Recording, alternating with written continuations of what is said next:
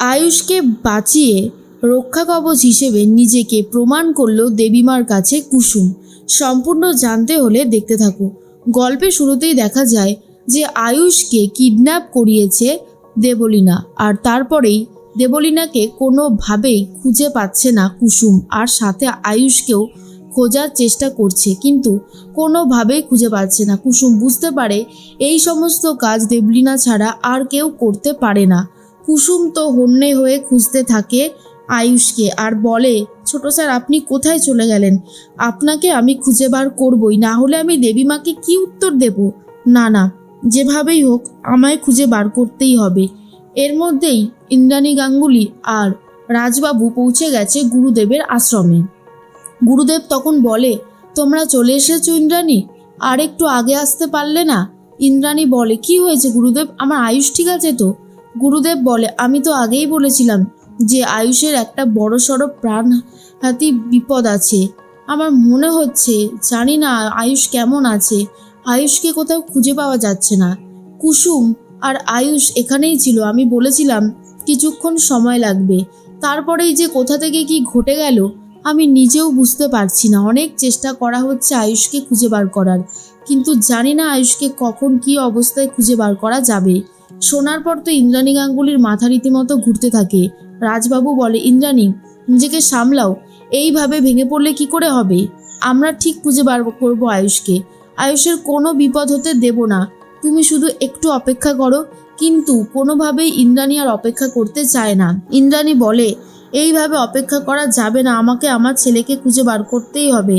তারপরে গুরুদেব বলে, কুসুম সেই মেয়েটিও গেছে তোমার ছেলেকে খুঁজে বার করতে। এরপরেই কুসুম হাঁটতে শুরু করে। তখনই হাঁটতে হাঁটতে আয়ুষের মোবাইল ফোনটা খুঁজে পেয়ে যায়, আর বলে, এটা তো ছোট সাহেবের মোবাইল ফোন, এখানে পড়ে রয়েছে কেন? এরপর রাজবাবু অনেকবার ফোন করার চেষ্টা করে, কিন্তু সেই ফোনটা নট রিচেবল বলতে থাকে বারবার। এদিকে দেবলীনা বলতে থাকে, যাই হোক অবশেষে আমার মাস্টার প্ল্যানটা এখন সফল হতে চলেছে। এরপর যার সাহায্যে দেবলীনা এই কুকর্মটা করে সে শুধু বাঁশি বাজাচ্ছে আর বলে, ওয়েল ডান, তোমাকে দিয়ে অবশেষে একটা কাজ হয়েছে। দেবলীনা বলে, আপনি আমাকে সাহায্য না করলে আমি এসব কিছুই করতে পারতাম না, সবটাই আপনার জন্যই সম্ভব হয়েছে। আর এটা শোনার পরেই সে বাঁশি বাজাতে বাজাতে চলে যায়। অন্যদিকে গাঁথনি করা হবে ইট দিয়ে, আর সেখানেই বসিয়ে দেওয়া হবে আয়ুষকে।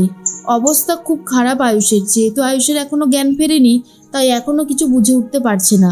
অন্যদিকে কুসুম হন্যে হয়ে খুঁজতে শুরু করে, কিন্তু তার ছোট সাহেবকে কোথাও খুঁজে পায় না।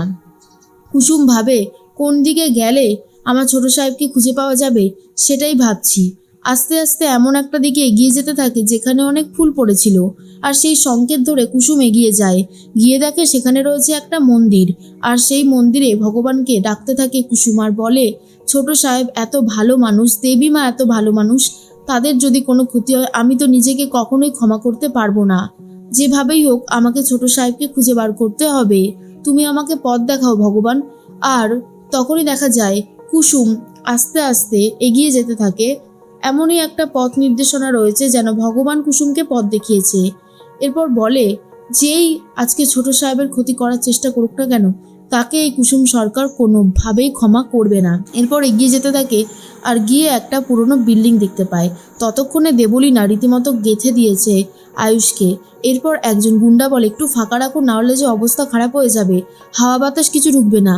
আর এটা শোনার পরেই দেবলীনা সপাটে কষিয়ে এক চড় মারে সেই গুন্ডাটাকে, আর বলে, আমি তো চাই যাতে হাওয়া না ঢুকুক, তুমি আবার আমার ওপরে বড় বড় কথা বলছো? কি ভেবেছো যা ইচ্ছা তাই বলে যাবে? সেটা কখনো হবে না। এরপরে গুন্ডাগুলোর পাওনা টাকা বুঝিয়ে দেয়, আর বলে, যাও এখান থেকে কেটে পড়ো, তোমরা অনেক ভালো কাজ করেছো, এটা একদমই সত্যি কথা।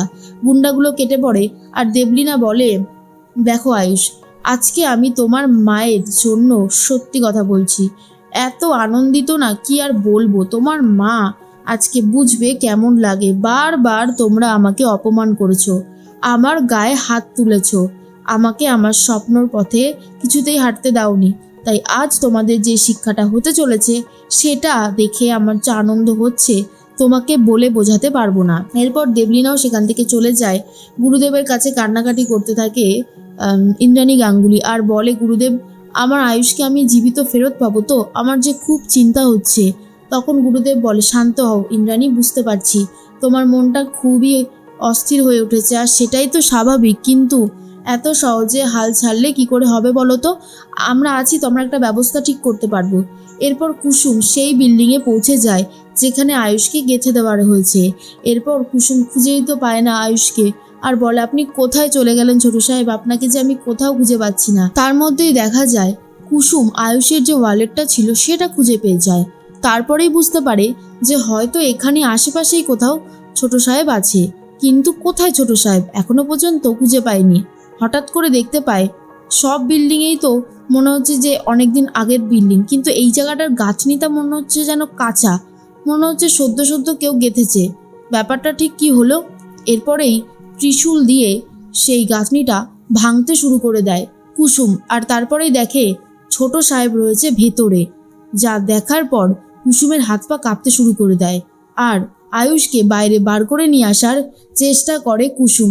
কুসুম তখন বলে, ছোট সাহেব, আমি যদি ঠিক সময় না আসতাম তাহলে যে কত বড় বিপদ হয়ে যেত সেটা তো আমি এখন হাড়ে হাড়ে বুঝতে পারছি।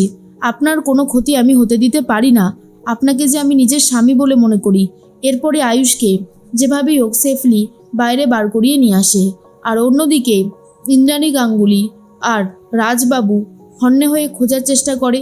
তারপরেই খোঁজ পায় কুসুম আর আয়ুষের। এরপরেই ইন্দ্রাণী গাঙ্গুলি আয়ুষকে এই অবস্থায় দেখে পুরোপুরি অবাক হয়ে যায়। কুসুম তখন বলে, দেবীমা, আজকে ছোট সাহেবের যা অবস্থা ছিল আমি দেখে রীতিমতো ভয় পেয়ে গিয়েছিলাম। তখন ইন্দ্রাণী গাঙ্গুলি বলে, এখন এ সমস্ত কথা শোনার কোনো সময় নেই, আগে বাড়ি ফিরে চলো, তারপর আমি এ সমস্ত কথা শুনবো। এরপর কুসুম আর আয়ুষ বাড়িতে ফিরে যায়, আর আয়ুষের অবস্থা তখনও অনেক বেশি খারাপ ছিল, যা দেখার পর ইন্দ্রাণীর অনেক বেশি কষ্ট হতে থাকে।